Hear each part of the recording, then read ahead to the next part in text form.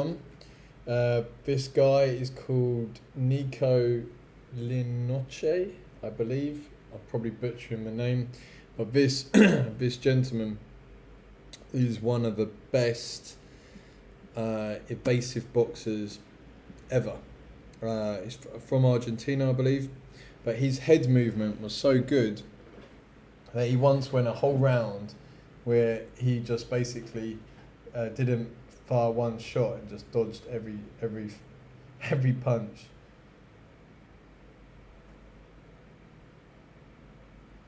Apparently, he used to smoke in between rounds and stuff. Like that. That's how. Locche would end his career with a staggering record of 117 wins out of his 136 fights. It's actually a huge pet peeve of mine when fighters execute good head movement but don't use it to set up any counters. Sometimes they'll even let themselves get put into a bad position, wasting a number of opportunities to counter. However, Locche did do this, but he was so good that his head movement almost became a weapon all on its own, serving to frustrate and tire his opponents. His head movement was so advanced, so pristine, that he didn't even really need to combine it with footwork. He could just plant himself in front of his opponent and dare them to hit him. And in the end, Locche's head movement never left him in a bad position because, like Floyd Mayweather, Locche was comfortable in all positions, even those that would normally be considered abysmal to most boxers. For example, both Mayweather and Locche were happy to willingly go back into a corner.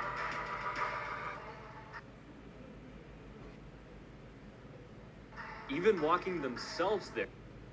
If you just think of how skilled that is, being able to put yourself in front of another opponent and let them try and hit you, and you can't. It's pretty cool. It's pretty there if the amazing skill level. And just like Mayweather, Locche could get away with this because of his deep understanding of head movement and the Philly shell defense. Right. What this meant was that Locche was never at a huge disadvantage. So, if you think about it, Locche is basically combining the best elements of defense with amazing head movement and the Philly shell. Whether he was at long range, mid-range, or close range, any position, any stance, Locche had an answer to any punch. And despite having a ridiculously low KO to win ratio, Locche is still far more entertaining to watch than the vast majority of knockout artists. And pretty much for the same reason as you watch a tightrope walker. So without further ado, let's break down Locche's defensive tactics to see exactly what made him so untouchable. Locche's defense began and ended with his ability to effortlessly manipulate distance in any direction. The way that he could move over, under, around, or even into his opponent's punches, it almost seemed like he knew what his competitors would throw before they did. One of the most powerful ways that Locche truly confounded his opponents was not to evade, but instead to close off lines of attack. And he did this by moving his head towards his opponent's punches, both stifling his opponent's assault and shutting down any follow-up blows. Moving into punches is incredibly counterintuitive, and many beginners struggle with it, as they naturally want their head to be as far. You think about it, just so he, if it, like you say, he didn't really use the footwork. So if he's got the amazing head movement, he's got the Philly shell, which we basically think is probably the best defense style in boxing. So we need to cover someone who's amazing with the footwork. Far from their opponent's punches as possible. But Locche is the perfect example of how this tactic can greatly reduce the risk for a boxer. By moving in and positioning his body in specific ways, Locche only left one or two openings that his opponents had as a reply. And this in turn made these punches easier to predict and avoid. Of course, Locche didn't simply walk into his opponent's punches. He moved inside of them to achieve specific positions. For instance, Locche's first tactic was to duck in and press his shoulder to his opponent's shoulder. This cut off space for their attack from that same side, drastically limiting their offense. Sometimes, he would even roll his shoulder directly into the opponent's rear hand attacks, almost like an advancing shoulder roll. In this instance, Locche's lead shoulder would be pressed against the opponent's rear shoulder. However, this did leave some room for looping rights, and Locche would sometimes have to spend his right arm controlling his opponent's left. So it figures that Locche's favorite position was to place... So he might actually be better than Mayweather if you think about it, because of his amazing head movement, and he's probably more evasive. I think Mayweather's probably has a better Philly shell because it's more protective just in case, you know. His lead shoulder against his opponent's lead shoulder, left to left. From this position, Locche both blocked his opponent's view and momentarily smothered most of their weapons. Unfortunately, one of the few openings that was still available was Locche's left temple. But fortunately, he knew this and had the perfect response ready. Since I mentioned the Philly shell earlier, it should come as no surprise that Locche had an absolutely beautiful shoulder roll and counter. As the opponent's punch came in, Locche would shrug his shoulder up and turn his body to deflect the punch away, and then return a hard counter. Like James Toney, Locche was an expert at tailoring his shoulder roll to deal with any kind of punch. If you've ever seen a boxer attempt a shoulder roll but get caught by an overhand, it's likely because they only know how to shoulder roll crosses and don't really understand the nuances of rolling different kinds of punches. By leaning back at the correct angle, Locche created the perfect slope with his body to let opponents' punches just slide off. This nuance is one of the reasons the Philly shell is such a hard system to learn, but Locche was all about nuance. So after rolling his opponent's right, he of course chose a well-tailored punch to follow up with, be it a rear hook, cross, or uppercut. Locche also employed this same smothering tactic with low-line head movement. As the opponent came in, he would drop low and run his shoulder into his opponent's hip. Once again, this completely cut off several avenues of attack. And once again, Locche preferred to cross over his left shoulder, placing it against his opponent. This guy is amazing. Like, if you know, in terms of skill level, there isn't many people in the history of hand-to-hand combat that are this evasive. I think he might be the king of being, you know, so evasive in terms of dodging punches with his head movement, with his shoulder roll, his Philly shell. So it's a big, Opponent's left hip. From this position, his competitors had barely any room to operate. Realistically, all they could do was try to readjust through footwork, or attempt a lead hook or uppercut. But with barely any distance to build up momentum, these attacks often lacked power. But Locche's counter from this position didn't. He liked to take opponents unaware, popping up to deliver a powerful left hook. Although he usually used the hip position to transfer to even better positions. Locche would build on this position by sliding his head from his opponent's hip up to the outside of their rear shoulder. And this was a very advantageous angle. Like a duck under in wrestling, Locche could come up from behind his opponent, both smothering their work and forcing them out of alignment. Muay Thai's most untouchable fighter, Lordzilla,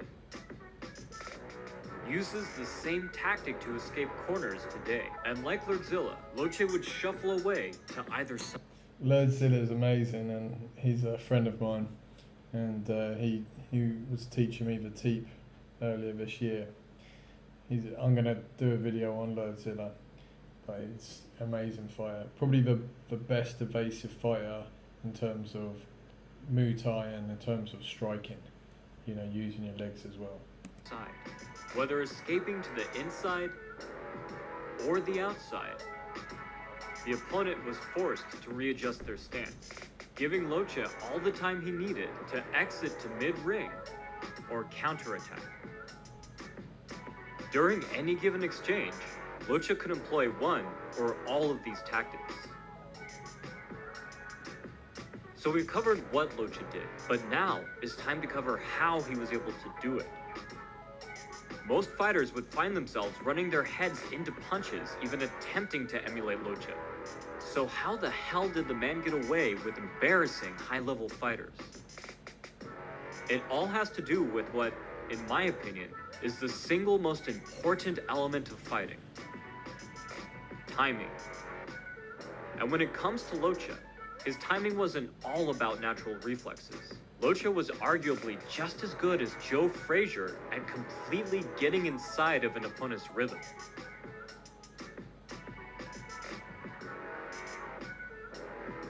Like the perfect dance partner, Locche could move with his opponent with little to no delay, as if he knew what his opponent... See, like, don't get me wrong, he's got amazing skills, right?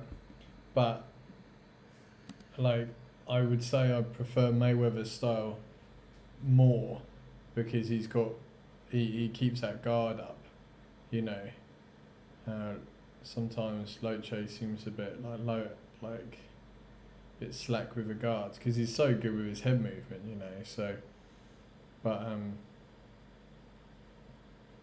really goes to show like how the bend in the body in terms of kind of rolling under the punches and stuff is it's very key. Like he's dodging like everything.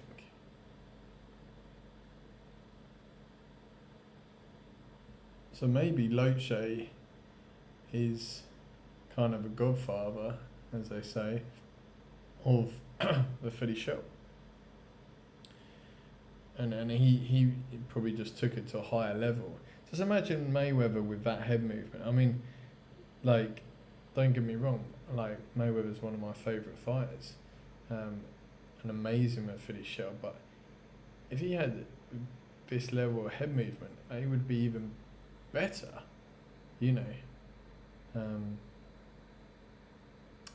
I need to find out who the best boxer is for footwork. Maybe Lomachenko, Ukrainian gentleman. But this guy is unreal. There really isn't many other people like him at all with this kind of just so good at ducking and diving and dodging shots.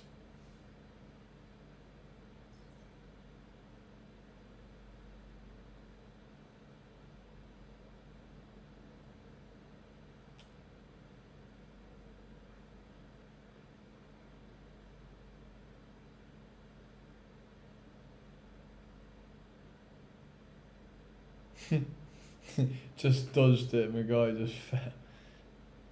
Yes, some skill.